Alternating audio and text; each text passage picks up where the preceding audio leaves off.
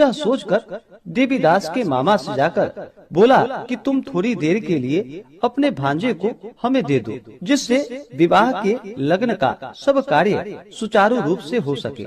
तब उसका मामा कहने लगा कि जो कुछ भी मधुपर्क आदि कन्यादान के समय वर को मिले वह सब हमें दे दिया जाए, तो मेरा भांजा इस बारात का दुल्हा बन जाएगा। यह बात वर के पिता ने स्वीकार कर ली।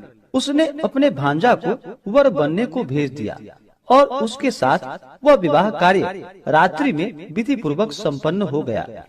पत्नी के साथ वह भोजन न कर सका और अपने मन में सोचने लगा, न जाने यह कैसे स्त्री होगी। वह एकांत में इसी सोच में गर्म निश्वास छोड़ने लगा। तब उसकी आंखों में आंसू भी आ गए।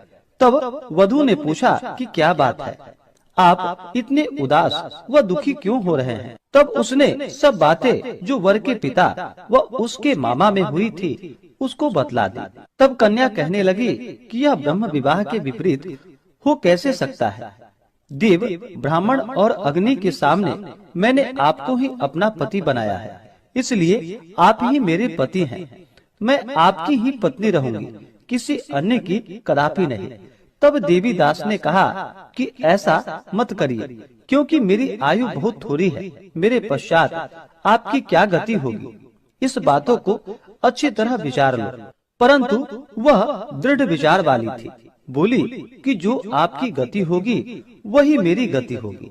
हे स्वामी, आप उठिए और भोजन करिए, आप निश्चय ही भूखे होंगे। इसके बाद देवीदास और उसकी पत्नी दोनों ने भोजन किया तथा शेष रात्रि वे सोते रहे। प्रातः काल देवीदास ने अपने पत्नी को 3 नगों से जड़ी हुई एक अंगूठी दी, एक रुमाल दिया और बोला कि हे प्रिय, इसे ले लो और संकेत समझकर स्थिर चित्त हो जाओ।